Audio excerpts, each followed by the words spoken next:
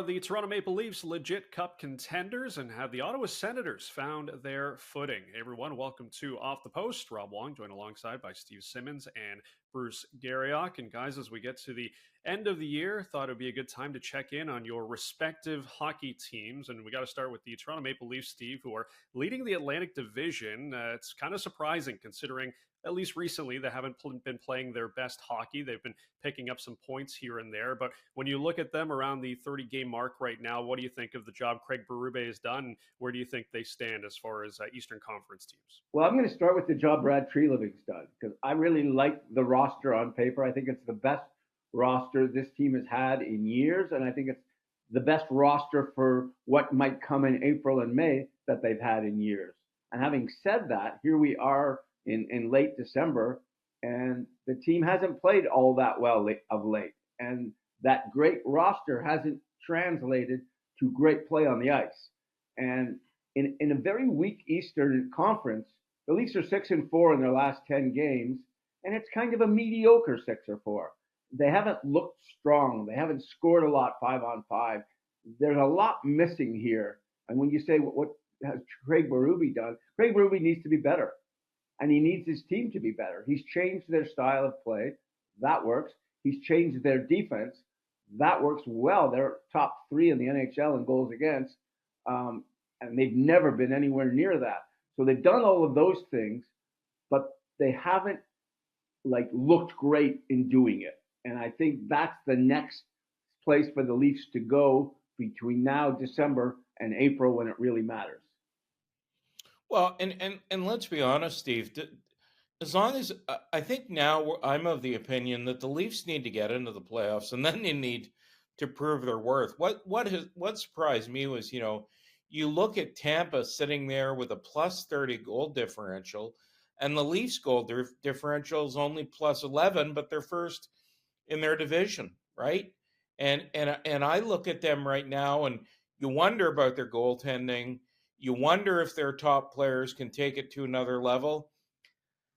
To me, this kind of feels like they've pretty much rolled back with the same crew. I mean, they did add a few pieces in the offseason, but for the most part, these are the same Toronto Maple Leafs.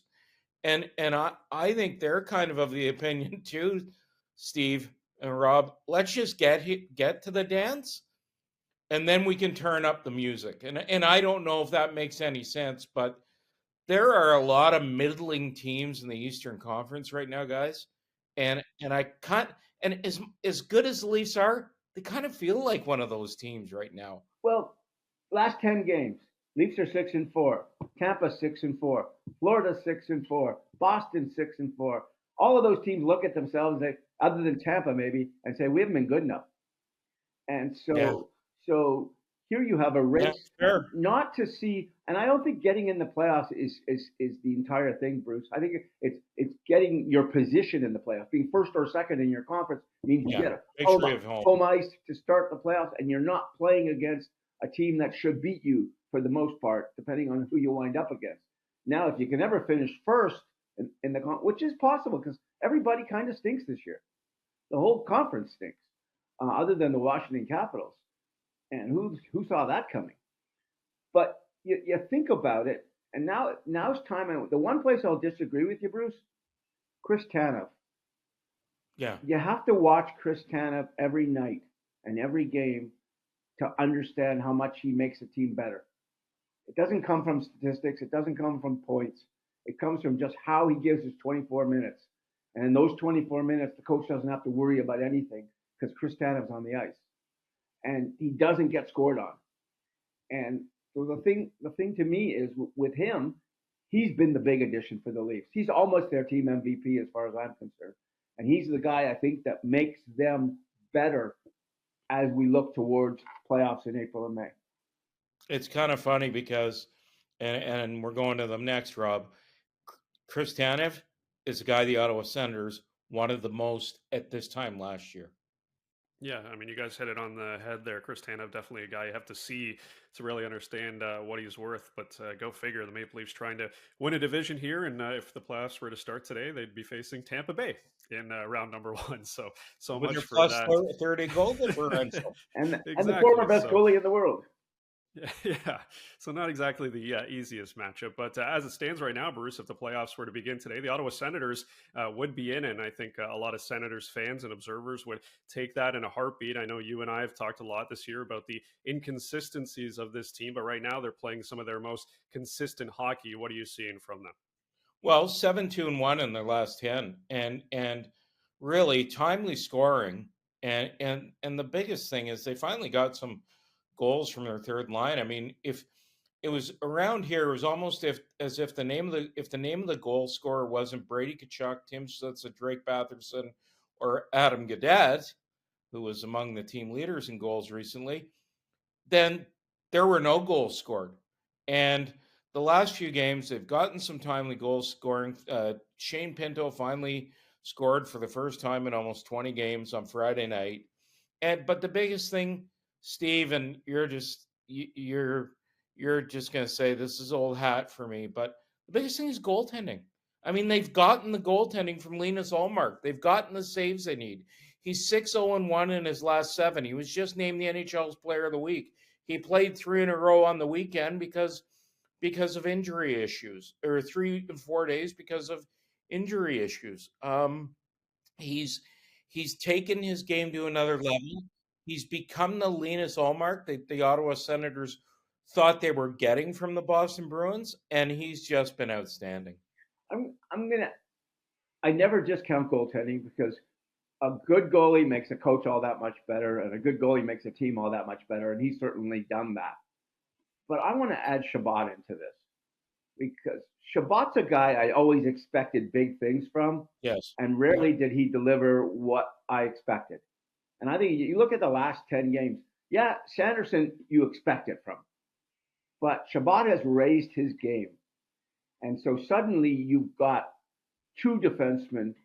I'm not going to call both elite, but playing at close to elite level. That changes the way your team plays. It changes the confidence level of the forwards. They get the puck more often. They get it in better positions.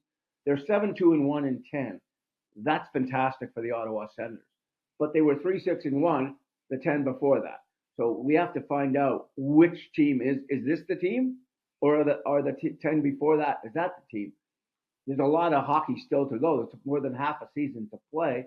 But you go through they got 15 points in their last 10 games. The only team with more than that, the Washington Capitals. Jersey's close, and then there's a bunch of teams that are all kind of so-so. The whole conference stinks. So if you don't make the playoffs in this conference this year, you're never going to make it. Well, and Steve, I mean, they face their biggest task now, right, Rob? They head out for 9 games now, 4 before Christmas, and then 5 after Christmas, and they will play 9 home games in April to make up for this long stretch for the IIHF World Junior Championship that gets underway here next week. And they have not been a great team on the road. So you're right, Steve. We are going to find out in the next – they're not home now. They don't practice here now, I think, until January 9th. They certainly don't play here until January 9th. We are going to find out just what kind of team they are in the next stretch before Christmas and the stretch after Christmas. And this is I felt this homestand was a tipping point. Now this road trip is a tipping point, but I can tell you they haven't been in a playoff spot at this point of the season since 2017. And in 2017, they went to the Eastern Conference Final. And it's time for this group to make the next step. Well, what's going to be interesting to me over the next 50 games, if you want to call it that, yep, is which of the teams in this conference. I mean, I think we've seen Washington is sort of for real. I don't understand it, but they're for real. New Jersey, I believe, is for real. So now it's a question of who else is for real. And there's a great opportunity for the Leafs and for Tampa and for Florida and Carolina, who also not playing very well. there's a great opportunity for somebody to come out of the East for the Stanley Cup, because the team in the Atlantic Division, I think, has been in the Cup Final 6 years in a row, and it might be 7 after this year. But you look right now, and it's like, I don't see them going. I don't see them going. I don't see them going. There's a lot of I don't see them going, and that leaves room for somebody, be it the Senators, be it the Leafs, be it Washington, be it Jersey, be it whomever, to get there. And I don't remember the division being as up and down as it is right now. Yep, parity.